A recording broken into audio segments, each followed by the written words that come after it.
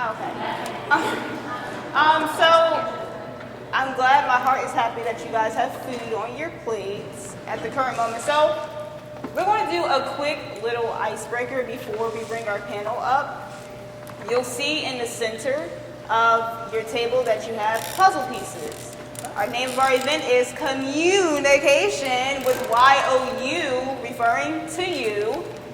Where do you fit? So I'm going to give you guys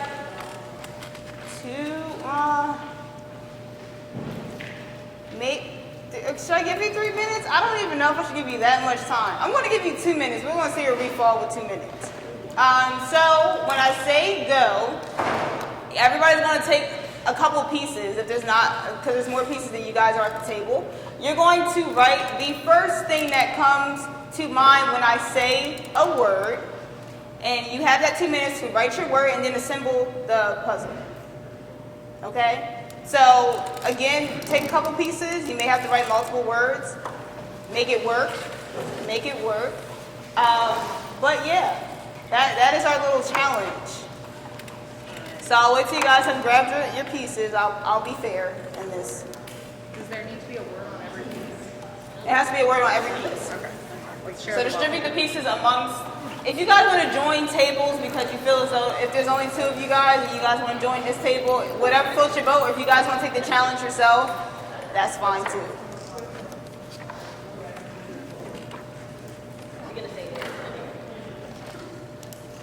Alright, is everybody ready? Everybody have their pieces? I gave you guys a head start too. I shouldn't have done that. Alright. So, first thing you think of when you hear the word communication. Go.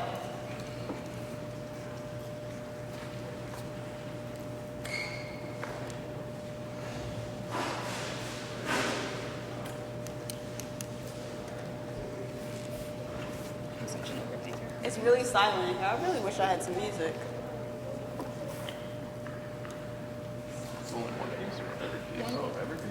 Every piece. You put a whole different word on every piece. Oh, I thought. Oh, I thought we get a different word. And then Are we getting different words? Or is that it? We fill the pieces with a word? with the word. You're filling, so you take a puzzle piece and write with the first, like, different words on a piece and you want to piece it together. Okay. But are you giving us more prompts or is that? No, that's the only one. Yeah, I'm sorry.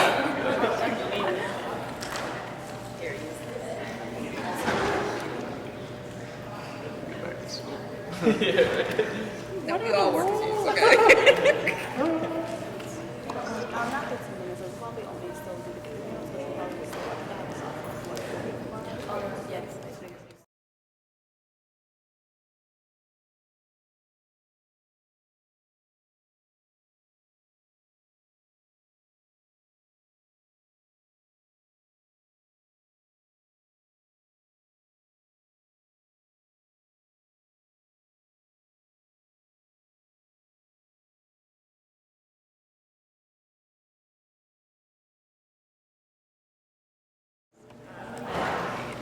All right, there's 30 seconds left.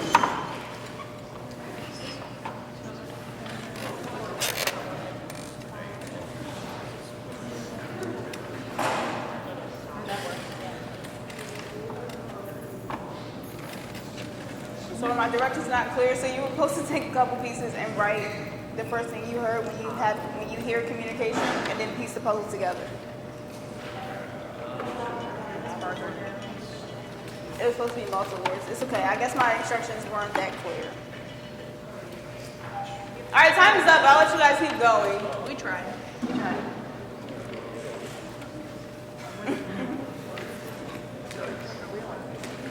Are you guys done? No. Oh, keep going. Keep going? Yeah, keep going. Keep going. I want to see what these look like. Oh yeah, keep writing. Give us your. What are you doing? Right. The end pieces. I know. That's how I always do puzzles too. We've got more. This is a cool one. Too big. This is the way it's. Is there more? It didn't look like it. There's a corner. I guess these are a little bit harder to put together than I thought. Where are the clues?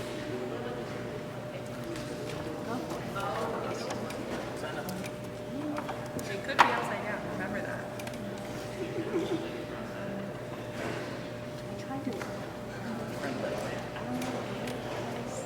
How's it going over here, guys? Making it work? Sure. I appreciate that. Yeah, things could be upside down. Just shut up. I'm really competitive. I would definitely underestimate the time it would take to put this puzzle together. Yeah, that worked. All right. Oh. No. So maybe I should have thought this through a little bit more, I guess. This was a great idea in my head, but maybe. Yeah, it's definitely not easy to put the pieces together. Where are the corners? This is the corner. This is They wrote, we're supposed to write multiple different words and make it to work when you finish it. They write one puzzle piece and then puzzle together. But I underestimated how much work. okay. I had to go. Yeah, they were all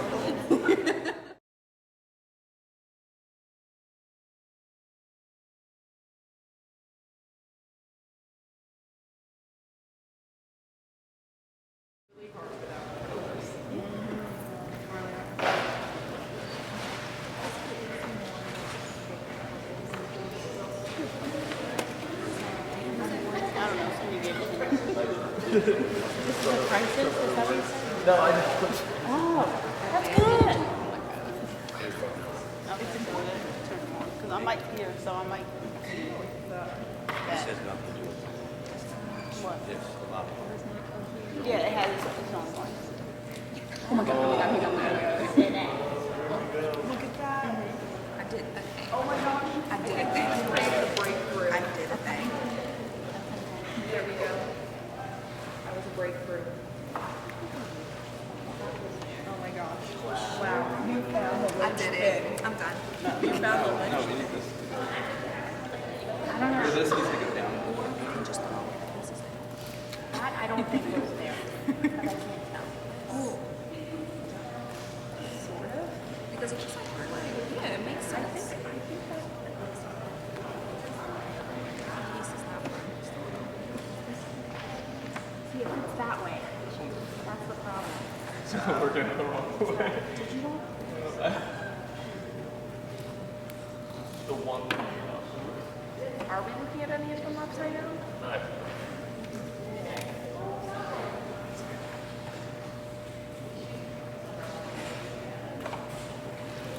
Yeah.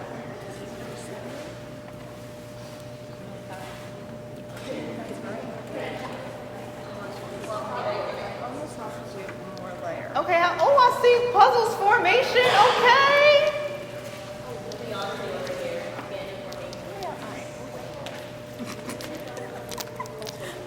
That was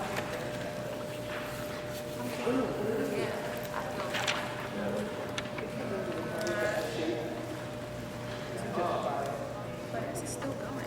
How did we go with this? So here, this goes. No, and sweet. We weren't giving enough. Maybe they're wrong. Because the numbers don't make sense. Yeah, they don't. All right, I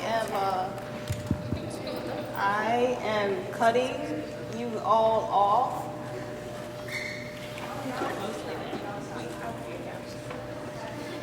Oh, did anybody get their puzzle done? I'm cutting you off, but did anybody get their puzzle done? Almost? Okay.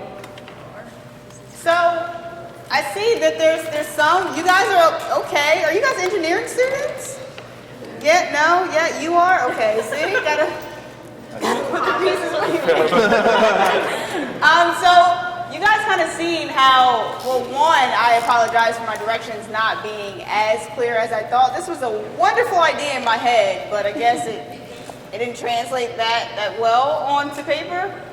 But the idea was for you guys to kind of see how hard it was to find where the pieces fit, and it just wasn't an intuitive thing. Like I thought it was going to be just an intuitive thing. It's not a big puzzle, but it wasn't.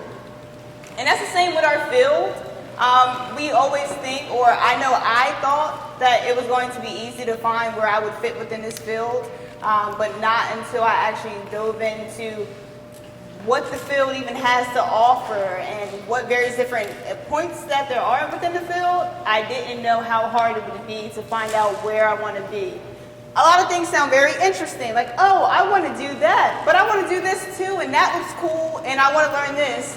But you can't quite accomplish everything when you first graduate, or even when you're in the season of undergrad. So there's a lot of things that you can dabble in, but finding your fit, in my opinion, and in my experience, has kind of been a little bit of a challenge. So that was my challenge to you all.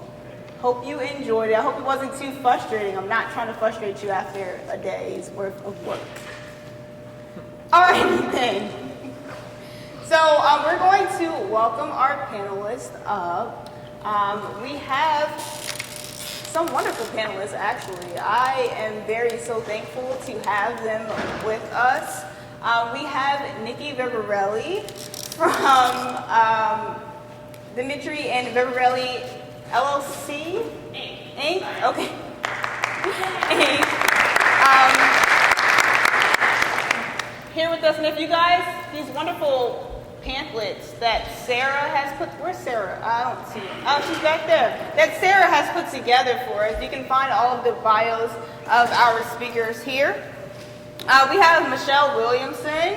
She is from the Penn Mutual Life Insurance Company. And Michelle, fun fact, was the president of PRSSA when I first joined PRSSA. So I am very excited to have her back here with us today. We have Steve Servey, and Steve is currently a social media strategist at Stream Companies. Fun fact, Steve graduated last year, and he is back again with us. He was also involved in PRSSA, so give it up for Steve. We have Sarah Robinson, and Sarah is from Publicis Health Media Company. I actually met Sarah at an employer reverse fair where student organizations got a chance to set up, and employers came around and kind of figured out how they could serve the needs of the student organizations. And here Sarah is today. So give it up for Sarah. And last we have Cameron Spencer. And Cameron, this is special for me because I've never met Cameron before. But I've heard nothing but wonderful things about Cameron. He's from Vitrus? Vitrus. And he's actually the CTO and the co-founder of this company, which is extremely amazing. So I am very excited to get involved in this conversation with our panelists here. You guys should all have, do you guys all have mics? No? Okay. I have a loud voice, so. Alrighty. Let me get myself situated up here. So guys, this is my first panel that I'm actually moderating, so I'm excited. So work with me, bear with me as we go through this. So the first question I wanted to start with, and I will start with Cameron. I want to ask you, at what point did it dawn on you how important communication is for you? Hello?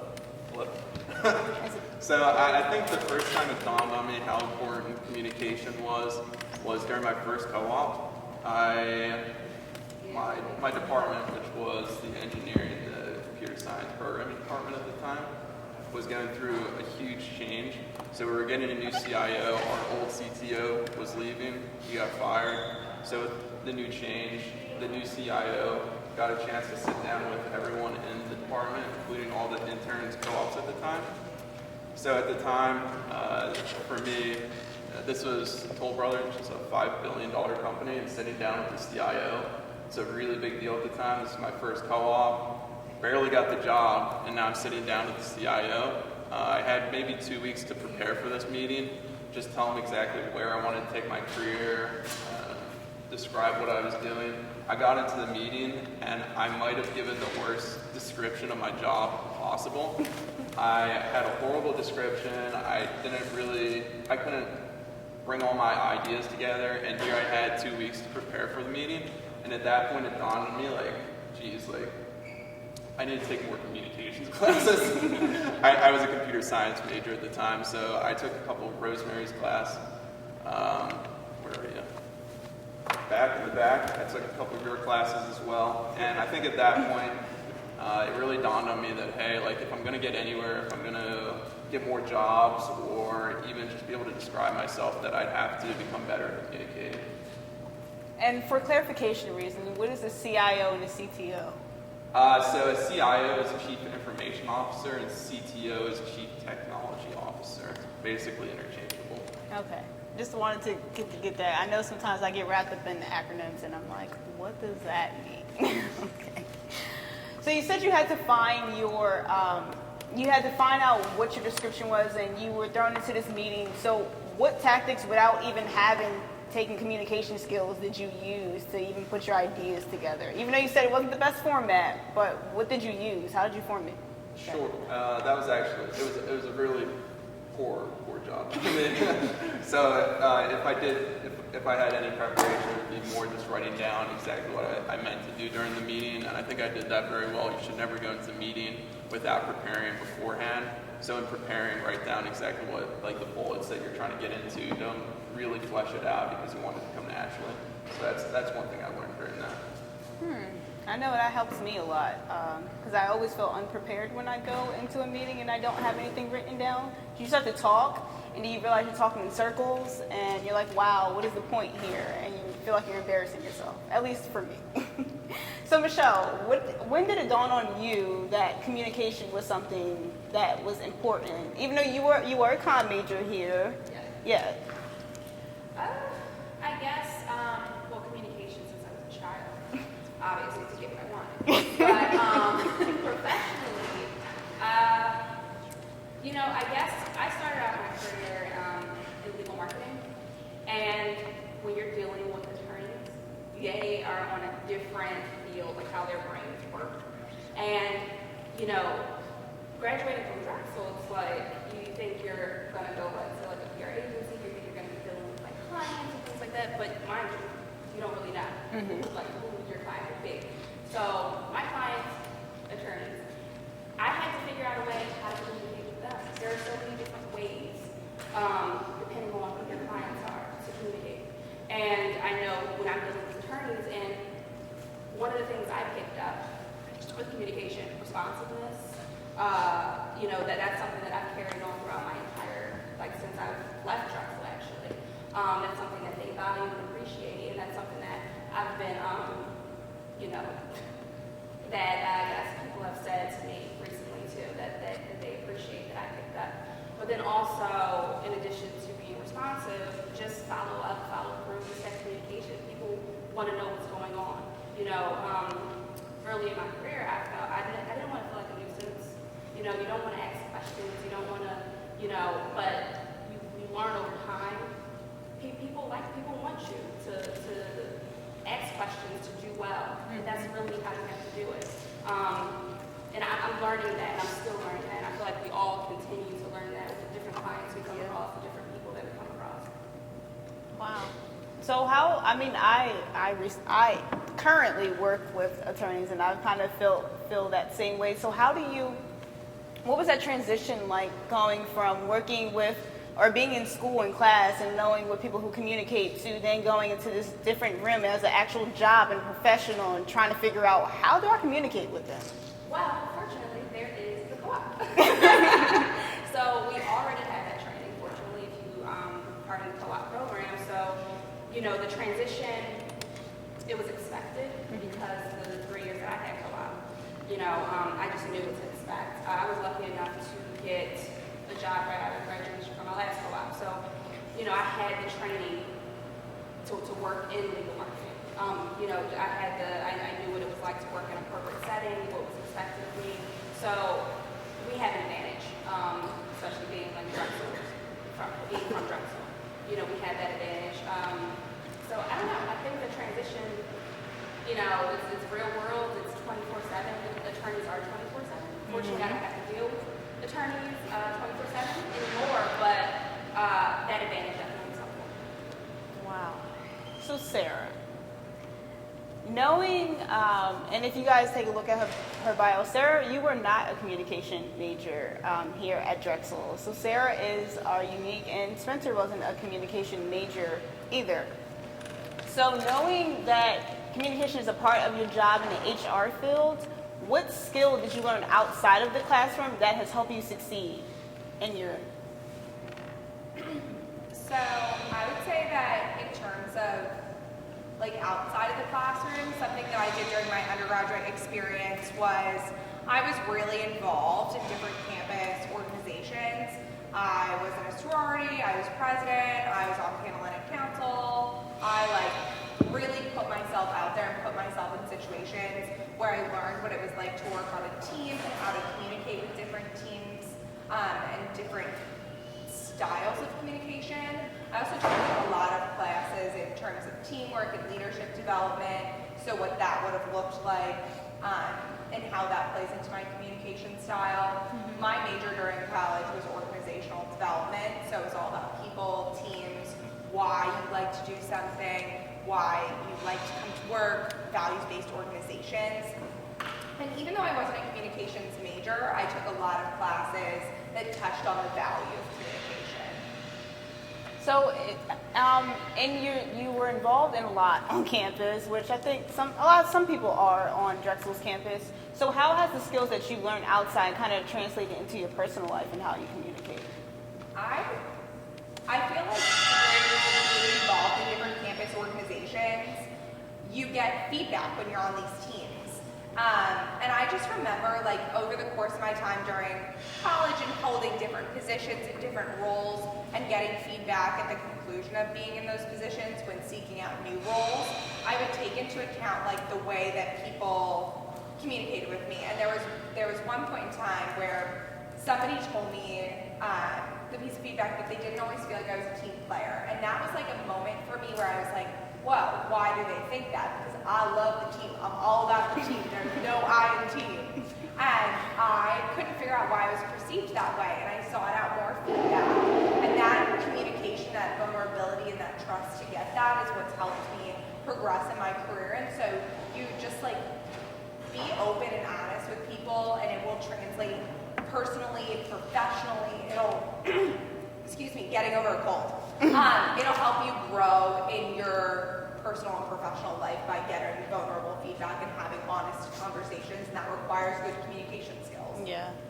I know one thing that I've, like, because I am in my senior year, one thing I always ask for is performance management. Like, give me some type of markers so that I know what I'm meeting, tell me what I'm doing right, what I'm doing wrong, what I can improve in, because I honestly hate when they say, oh, you're doing everything great. That doesn't help me in trying to get better. Awesome. Yes, so that is something I always look to when going your job. So as you guys go into co-op and as you guys take on your different roles, internships, and even things like even extracurricular activities that you do, always ask for feedback from whoever your leaders are, your management is, because it honestly gives you some things that you may think that you're doing everything great and that I am a great team player, when from the outsider looking in, that is totally not true. And it's okay. You just say, all right, I can work on that, and you can find ways to work on that. And PRSSA is always a great organization, and we can give you that feedback and skills to do that. And I would clarify too that, like, feedback sometimes is different than how you perceive something. So, like, for example, my feedback about the team player thing, she was like, you always are the first to speak up with an idea, and sometimes I feel like that doesn't give me the room to participate as well. And I was like, whoa, I never thought about it that way before. So, like, thinking about communication, asking good questions, and going back to your thing about co-op and seeking out feedback, from an HR perspective, because that's my current field, I love when people, like, set goals, set markers, have check-ins. I think that that really is what separates people from making large advances in their career, and those that question, like, why am I not growing? Like, where am I not seeing that? And it really is, it's all about communication and getting feedback. Yeah. So Steve. Steve, you just graduated last year. Is your mic on? Yep. Okay. Yeah. Some type of, we're getting something here. Yeah. So you graduated last year. Yep. So I always like to ask the question from the lens of the textbook to the actual real world, what it is. What is the differences that you've seen since you stepped into the actual world? Has the textbook helped you? Is it just semi-helpful? Is it just no, I can do without it? So this is a difficult question out of school, but I'm a big believer that the books definitely helped. I knew things, I learned things through the books, through classes, through Scott's classes, through Rosemary's classes, through finance classes, through any classes. I learned definitely a lot of technical skills that you can learn from the book, but being in the job field, I definitely learned a lot more training and figuring out on my own and like being taught from a different perspective. So I would definitely say, once you get out in the job field, that's why I think Drexel's pretty great, doing the co-op and you're learning a different route rather than just learning in the classroom and studying and, chalkboards and things like that. It's just better when you're actually in the job field, I think, from my point of view. And I just started, but I feel like it's only going to get better as well.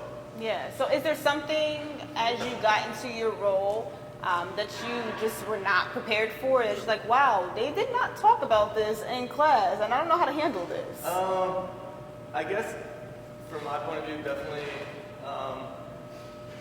the types of computer programs I have to learn, the types of, the way you have to like speak with your bosses and communicate with the people in front of you, ahead of you, it's different. I didn't learn that like in just school. I mean, I've learned different like technical approaches of how to do things like email marketing and PR and press releases and things like that. But to be able to actually like talk one-on-one with someone that's higher above you, like you gotta just, learn that on your own. It's something that like, it is a wake-up call, when your boss is like, hey, I need this, I need that, or it's coming down on you for something at the same time. Like, school doesn't prepare you for that. You need to prepare yourself and like just be able to take it one step at a time.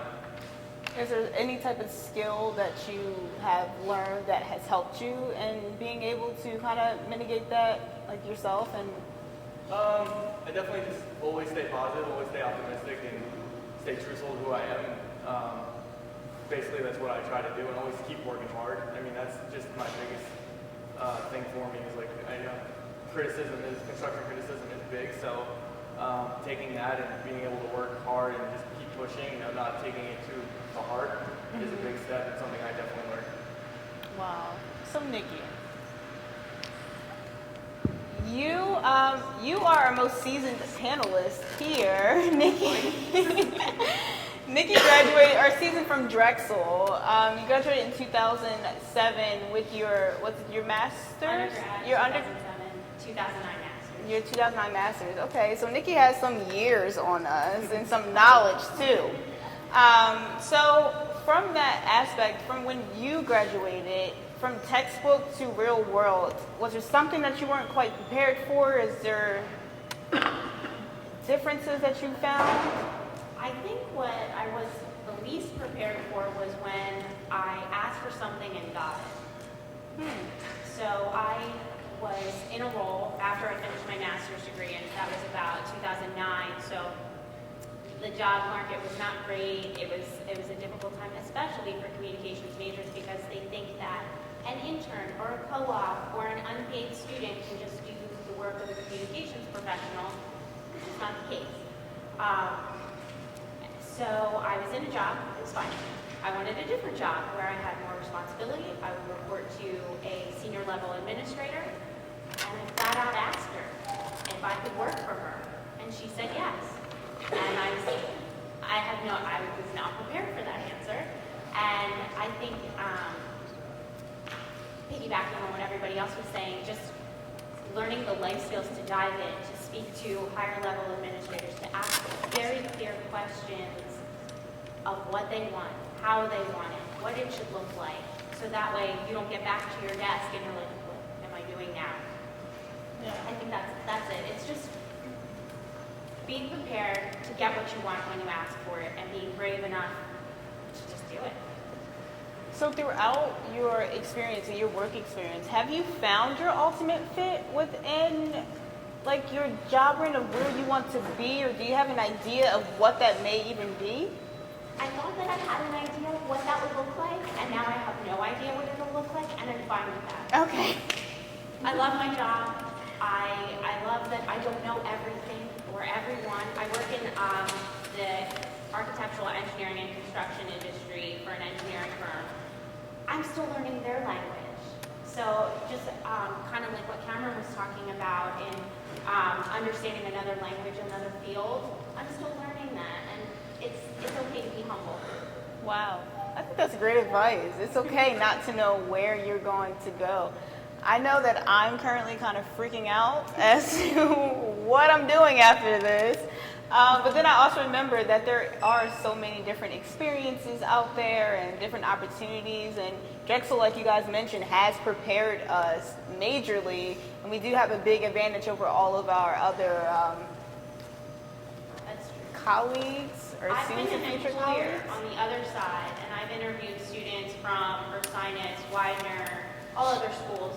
There is a difference in the Drexel student. They You are guys hear prepared. that? So, There's a difference in remember us. that. Employers see it because I know what I'm looking for, and Drexel students have, it's the 10-week term. You're just ready for anything. You could, anything that needs to be done quickly, you're like, I got this. That's why we pay all that money. An employer who understands, who's been through the experience with us, can bear with. So Cameron, have you found your fit, or do you know where you want to be being a co-founder of a startup? Like, tell me about that. No. I don't know if I'll ever find what I want. That's partially why I am where I am right now. So what we do is we do digital marketing for small service companies. So with that, it allows me to experience a ton of different industries, a ton of different people, see different walks of life. We work with people in Atlanta, New York, boxing gyms, phone technicians, restaurants, big and small. These are people that both are running their businesses to feed their kids, but also just, we have restaurants on our platform that own 10 or 12 restaurants in Philadelphia. So going back to the question, no, I don't know if I'll ever find what I'm looking for, and that's kind of why I'm in this field. Communications in itself lends itself to almost any different industry. So whether you grew up knowing, hey, I want to work in the restaurant business, you can go into that through communications. If you don't know what you want, that's perfectly fine too. There's so many different industries out there, you'll be fine. So they kind of answered my question of, well, what advice do you have for somebody who's trying to find their fit? And I guess the general answer in which I'm gathering is that it's okay to not know where you want to be, to try different things, to never give up and go into that restaurant industry field or that legal field or whatever field you want to dabble and dabble in, go for it. It's absolutely understandable to not know at all what you want to do, or even be able to jump into something where you've never had experience before. I think maybe 2 weeks ago, my company submitted almost a $10,000 proposal for something I've never done before, but it's just an opportunity that we're seeking. If we do get it, we'll have enough time to learn it, we'll be able to do it. Wow. And on top of that, don't be afraid of failure. I've failed hundreds and hundreds of times. This same restaurant group that we work with, within 2 days of working with them, we accidentally took down all their emails and they quoted us a $50,000 loss and said they were going to sue us. To this day, we now have almost 4 or 5 of their websites on our platform. We didn't pay a dime to them, and they're paying for those websites. So it's all kind of just be prepared for failure, understand how to take it, get advice from mentors, and kind of roll with it.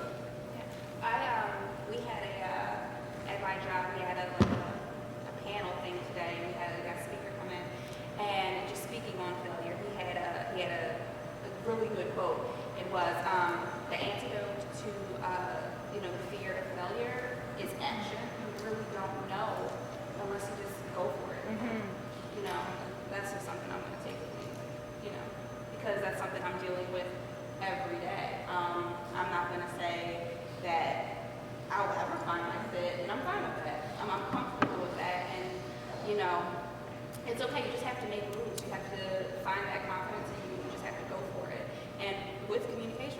know, we can really go anywhere. You know, my family, they still don't know what I do.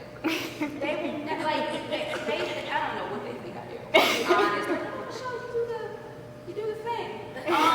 You know, but they always brag about me, but they don't really know what I do. What you do? You know, and a lot of people, when I used to work at a law firm, they would say, you know, are you an attorney? Are you a paralegal? No, we have to make them look good. We write the websites, we do the brochures, we have to help them get clients at a law firm and anywhere. You know, we can really go anywhere. We just have to make the move, take action. Wow. Take risks.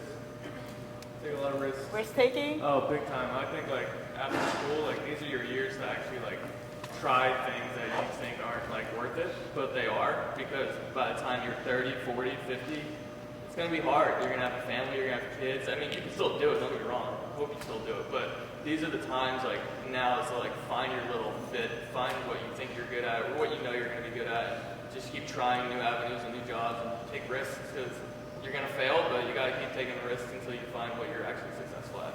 Yeah, it's funny. I had a conversation with our vice president of marketing communications today, and vice president of marketing communications, he actually said to me, you know, you just gotta fake it till you make it. And that's what I'm doing right now. You know, it's really, you know, you put yourself in there and you just say yes and you just do it. Figure it out. I really like what Nikki said before about like asking for opportunities, because if you don't ask, one, the answer is always no. But on the flip side of that, it's okay to not know what you want and not know what your next step is, because if you remain open to what those opportunities could be, you never know what's going to walk in the door. 5 years ago or so, I could have told you exactly what I would be doing right now, like 5 years from now. I'd be like, I know exactly what I'm doing. And because I let go of that, and because I've remained open to different opportunities, I have just like come to work every day and given it my all, and people have seen my potential and tapped me for different opportunities because of that. So just remain open, say yes, be willing to learn, don't be afraid to fail. Failure is where you learn the most. If you're doing, like what you were saying before about feedback, if somebody tells you you're doing a good job all the time, like you can't grow from that. Like, all right, I'm doing great, what next? But every time you fail, you learn something new. You learn what you like, what you don't like. And so just every opportunity is an experience. And I would say that as you're early in your career, like stay hungry for knowledge and don't think that there isn't more to learn. Because when you do that, you shut yourself down from future opportunities or from somebody teaching you something. And there's always more to learn. Okay, so you guys all just spoke like so many good nuggets there. Like, I'm glad that this is recording because I got to go back and watch this myself. I think one thing, of course, not being afraid to fail and not being unsure about what you want to do, but it's also about finding that one thing that you're good at, like Steve said, and making sure you key in on that, because you want to have something of value, of specialty to offer your employer. And it doesn't even have to be communication related. Communication just falls within everything. But finding that one thing that you're good at, that you can say, oh, I'm the bomb.com at this, and I'm your girl or I'm your guy if you need this, I think is so very important, because it's that one skill that you have to offer to your employer and say, I can do this for you, but I'm also willing to learn more. Yeah. And knowing your value, like when Nikki asked for the job, I can imagine that you were like, I know that I would be good at doing this. Like, if you can articulate what you are good at and what you feel like your strengths are, that will validate somebody else seeing them too. Yeah, wow. So Nikki, I have a question for you. So over the years, and now we're into this whole like social media age and digital age, from the time you graduated in undergrad, how have you seen the communication industry change? How has it changed in your job field? How has practices shifted? What has that looked like? Everything has changed just because your responsibility to respond has grown exponentially. I'm on all the time. I'm always working. I see emails on my watch. I see text messages on my phone. It's on my computer. It's on my computer at home. It's on my iPad. Everything is everywhere all the time. So I think that being very aware of your availability and when you're not available. That's also very important because if you don't take time for yourself, for your mental health, as a communicator, you will burn out because you are on all the time. So I also think it's very important to involve. I'm so glad you said that. So that's what I have seen as in the last 12 years, which is terrifying. It's okay. You have knowledge. I have knowledge. Take some time. Turn off because how you present yourself or your client or your company, it lasts. It's in writing. It's being recorded. And that, I mean, more than anything, you can't get away with shoving something under the rug anymore. It's there. So, Michelle, how have you seen the communication industry change? You have kind of a shorter time span as to from your transition from Drexel and where you are currently. So what has that change looked like? Were you in the beginning of the whole craziness of responsive, or you were in the midst of it? What did that look like? I think I was probably in school when the boom really started to kind of happen. With my experience in like financial services, legal marketing, you know, with big brands and names that we know, you know, it makes sense. They've been kind of doing this thing for years. But for the companies that I've seen, I've worked with, you know, they're just getting started. You know, they're still trying to figure it out. The law firm that I was at previously, you know, they were one of the first law firms to actually hire a social media person because it's a thing now. You know, right now at CommYOUutual, we have people messaging us all the time from Facebook to hear about a claim. You know, we get messages, maybe 3, 4, 5 messages a day. This is how people are communicating. And these companies, you know, these companies that non-traditionally, they're not used to this. You know, and fortunately, I've been a part of, you know, the companies that are accepting it. They're taking it on. They're eager to learn.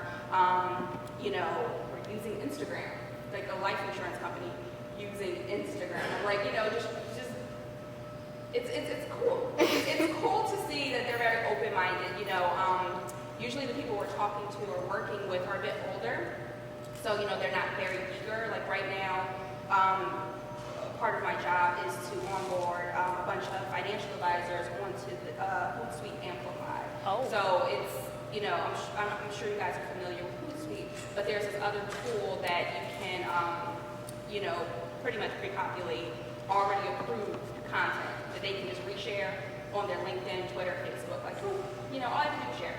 It's amazing. But, you know, they're not as eager to pick it up because, you know, they're not used to this. But fortunately, you know, with the millennials and everybody moving in, they're becoming the financial advisors now. They're becoming the clients. So they're actually taking it on and bringing it in. So as we kind of move along to the future, everybody's kind of get acclimated to. So it's exciting to see. It really is. Just to see all these different industries pick it up in their own way, in their own time.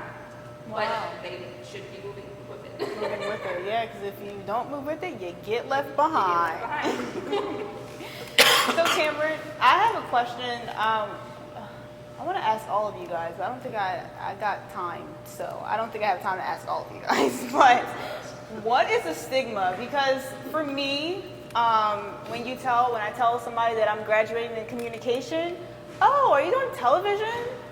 No, that's not what I'm doing. So what is the stigma that you think that carries around communication majors or minors or anything that schooling that has to do with communication? How do you think we can kind of get out of that?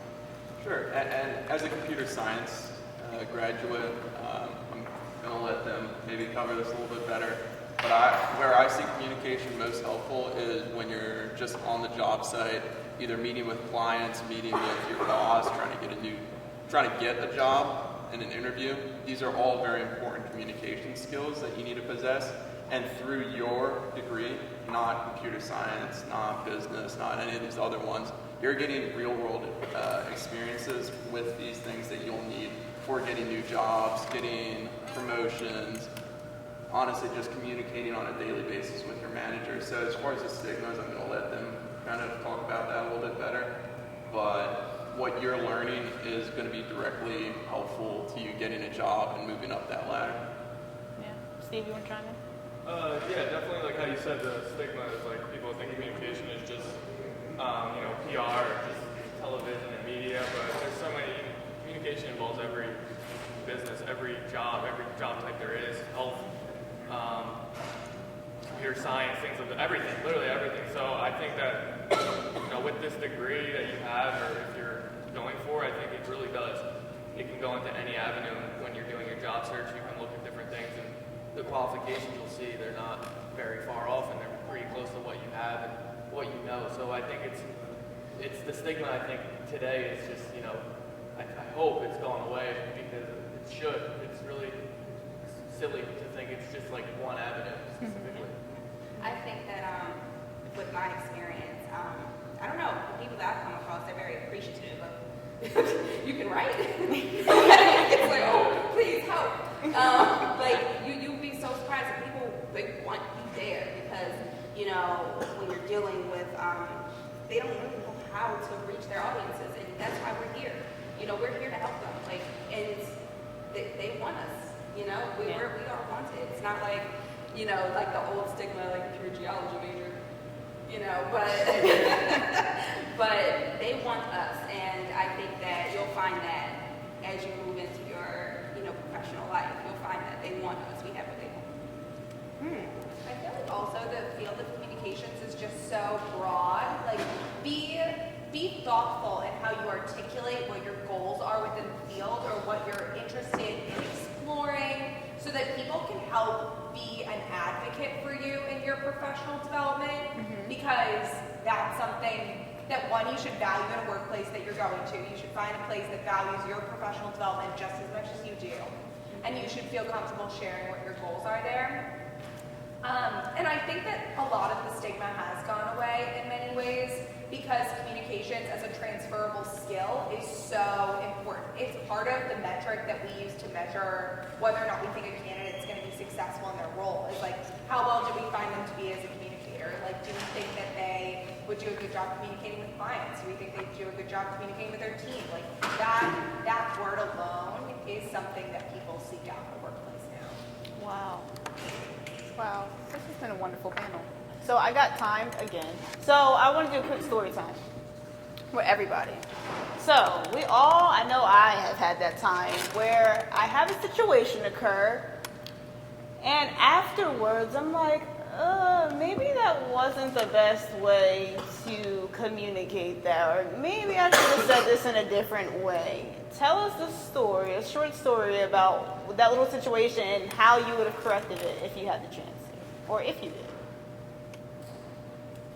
I'll go first. Okay. Earlier, I shared our feedback. So I think that one, I was a little nervous. I'm so excited to be here. But I think that if I could go back and do it again, what I would say is, I think that feedback is so important, and it's so uncomfortable for people to give it, and it's uncomfortable to receive it. And during your time in college, one of the most beautiful things about this experience is, especially if you're involved, is that you're in this, I like to use brave space. Brave space to give feedback, practice giving it, practice receiving it, and practice implementing it. And I think that that's a really special time, and I miss college a lot. I'm a graduate of this past spring as well, and just make the most of the experiences that you have, and make the most of the feedback that you receive. So that is my moment that I would go back in time and do, and that is what I would have said.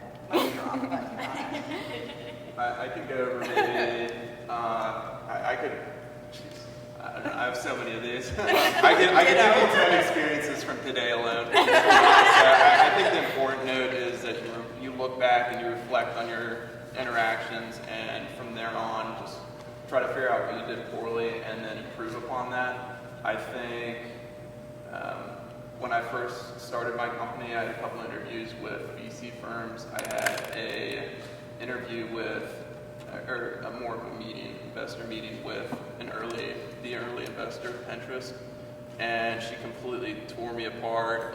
I can't tell you how many wrong things I said during that interview. It was one of the first VC interviews I had, and it was just, I spoke to my product poorly. I had all the wrong questions, but I've learned from that, and I took it to all the other meetings that I've done. So So it's going to happen. It's happened to me millions of times. So. Steve, you have a story?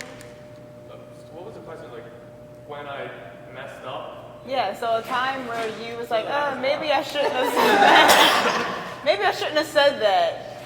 And you need a way to, if you had time to go back, or maybe you did go back and correct it.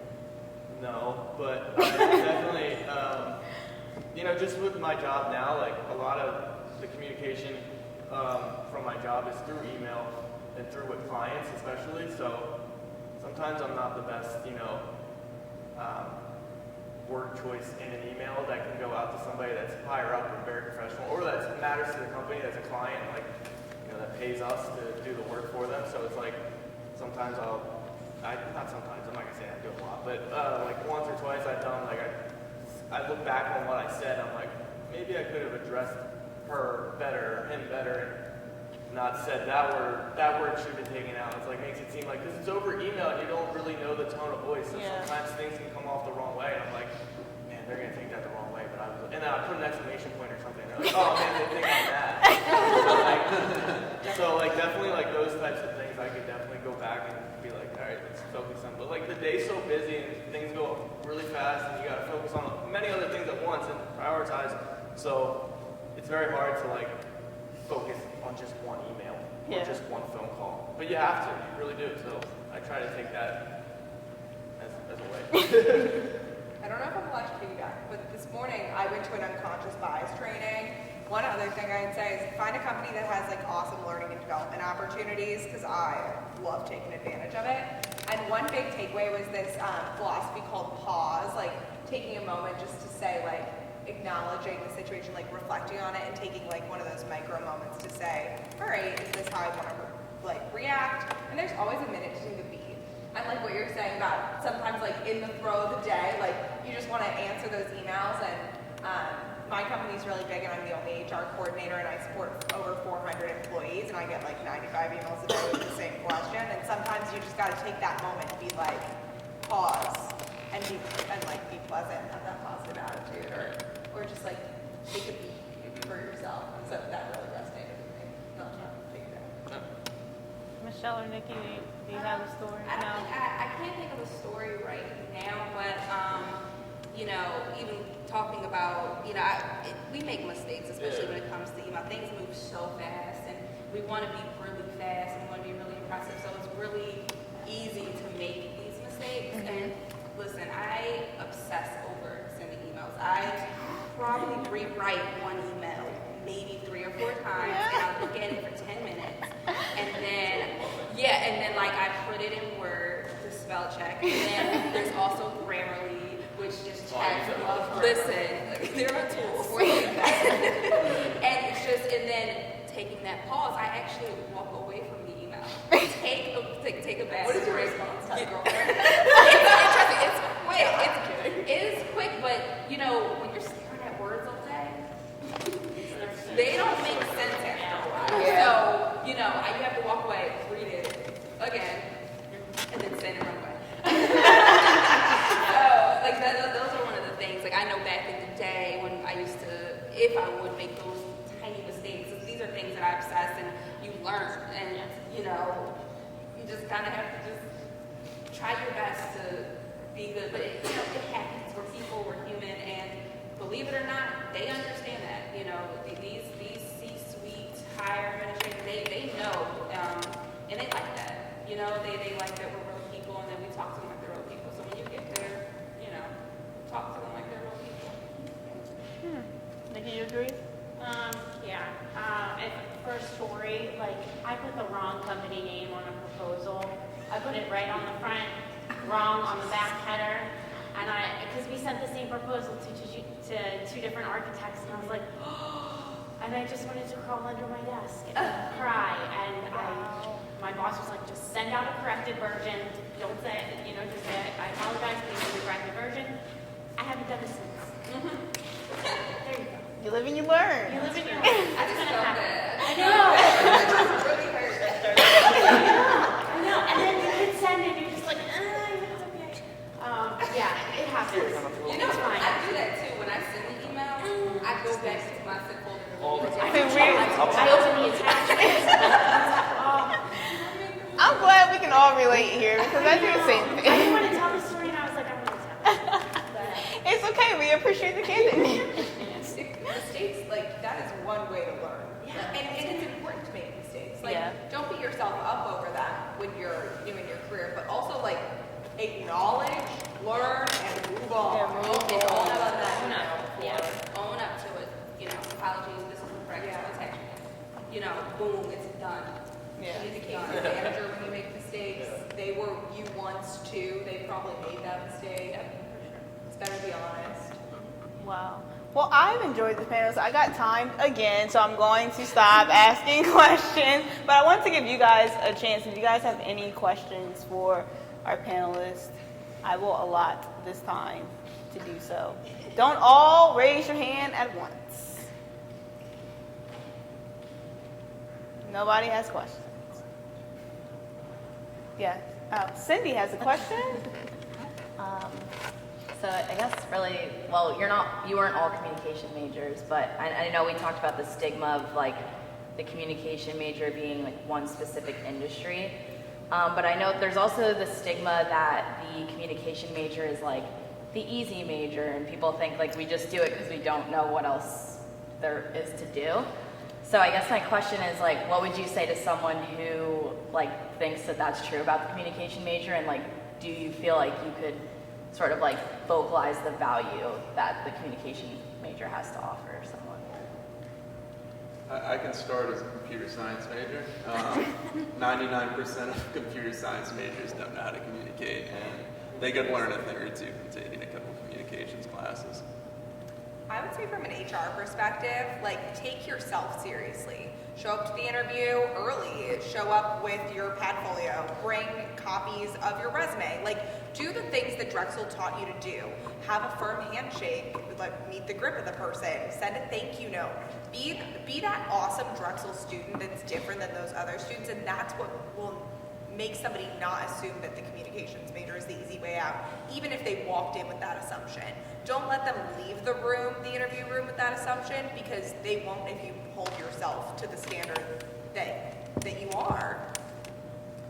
I think she's right. If you don't even address having to defend what your major is or what it is that you do, and you just do what you do and do it really well, they'll figure it out. Yeah, should never let somebody like, what they think of the major or something like that bring you down or something like that. Yeah, like do what you want to do and find happiness in it and find what you're good at. You'll be fine. You don't have to worry about the rest.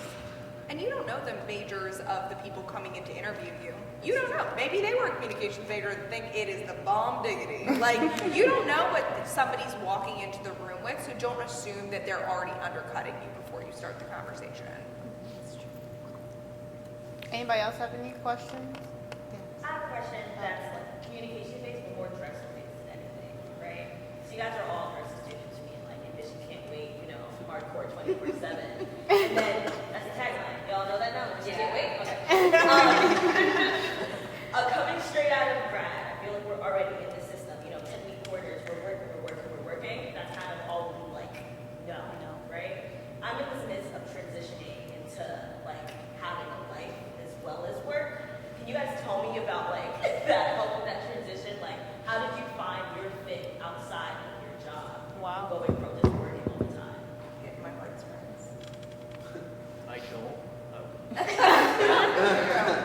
No, I'm joking. But outside of work, I definitely just keep the same balance that I did in school. Still communicate with friends, loved ones, and I always make it a point to not let work get in the way of those things. So I think that your work.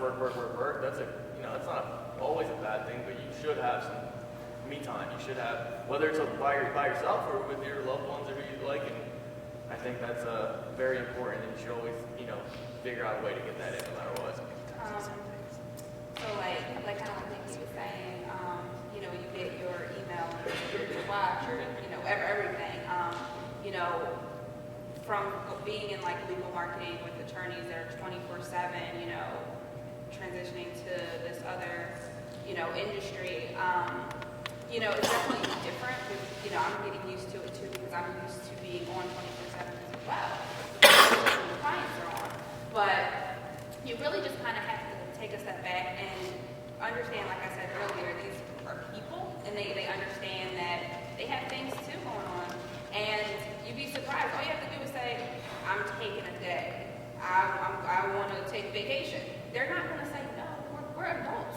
Like they have kids, they have families. Like people, my boss, I'm leaving today, my daughter has a recital. If the work is going to get done, there is enough support.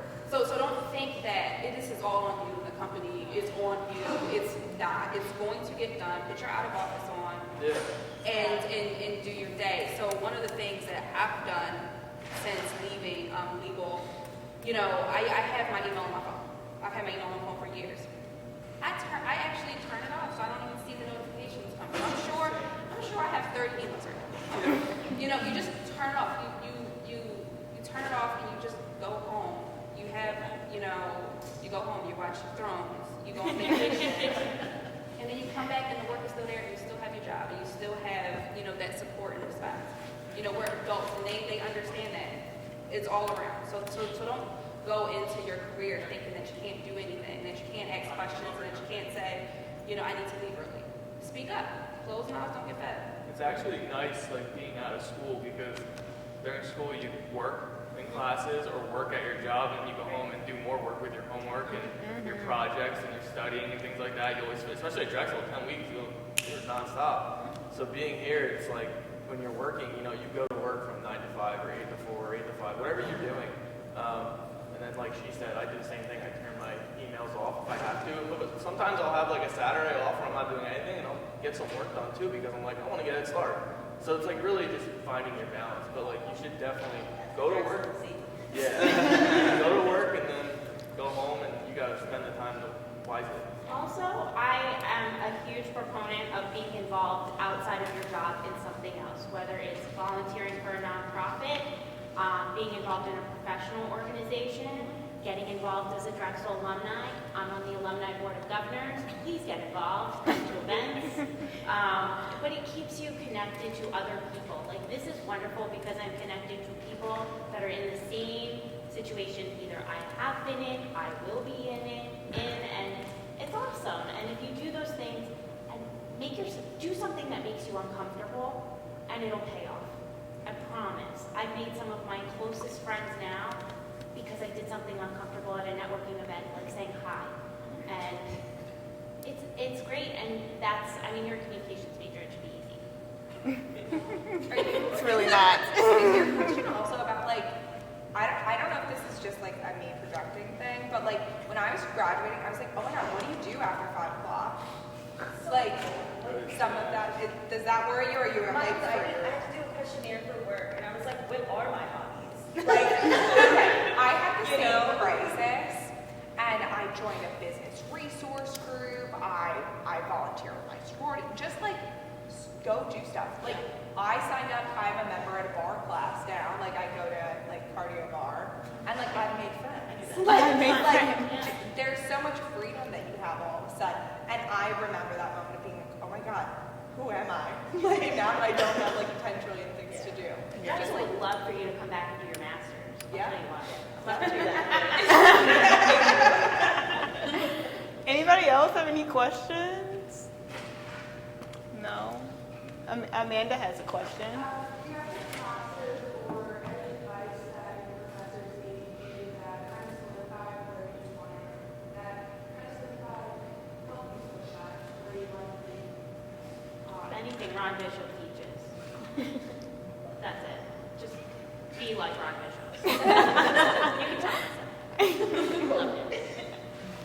Dr. DiNcenzo, she's in the Lobo Business School.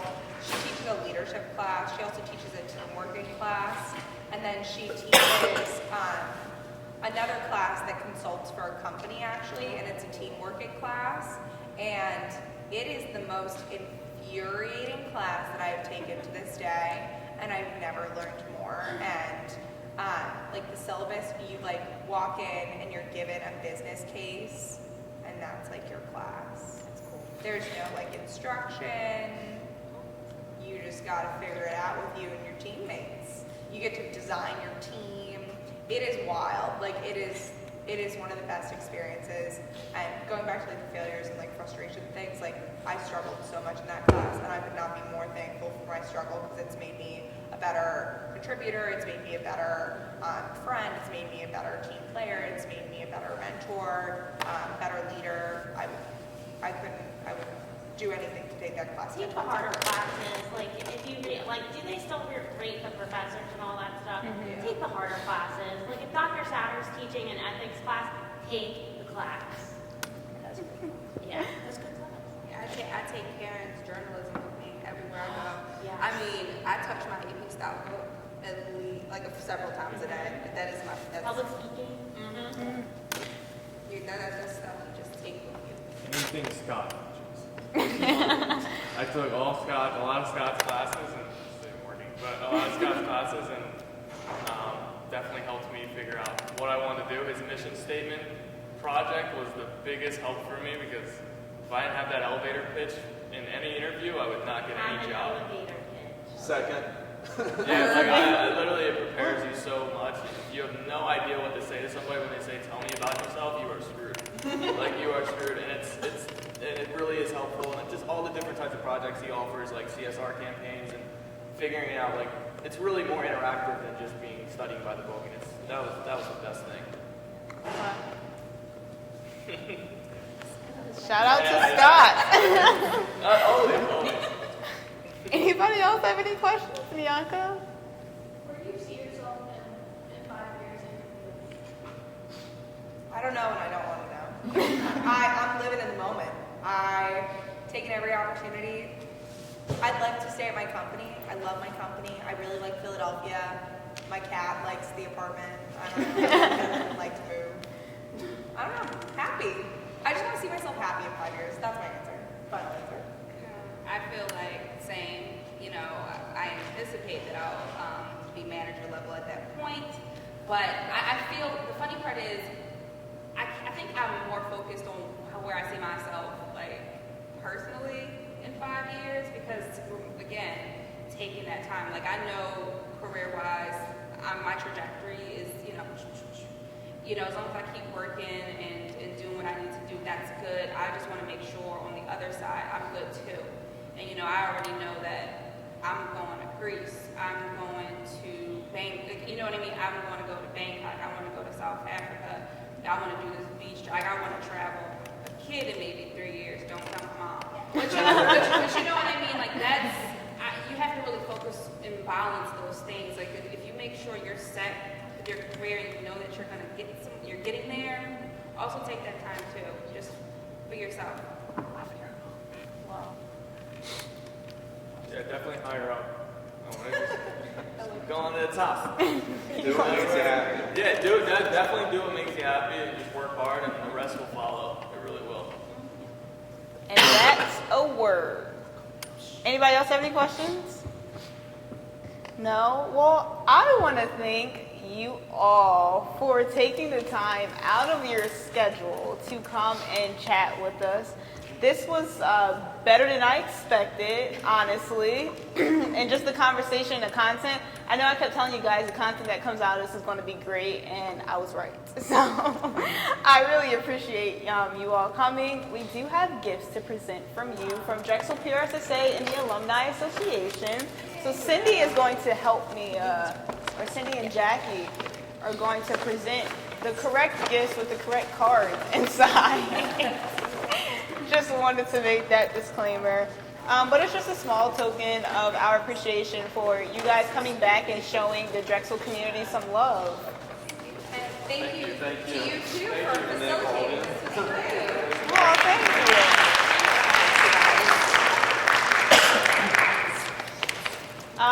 So we do have time. I think some of our panelists are going to stick around for a few minutes. We have to be out of here at 8 o'clock, but it is 7:20. So we have more than enough time. Eat some food. If you guys have individual questions or want to know more about where they are currently, that would be wonderful. But I appreciate you guys coming and making this a great success. Take your pens and your note sheets. They're really nice pens. They are. So there are post-event surveys. There's QR codes on each of the tables. So if you wouldn't mind taking the post-event survey, it takes about 5 minutes. We'll also email you the post-event survey for you to fill out if you don't have time to take it right now. But we really appreciate it. Please take some food. I do not want to take all of that home with me. But thank you guys so much. Thank you. Yay, I'm very happy. Thank you. Yes, we do have to take a photo.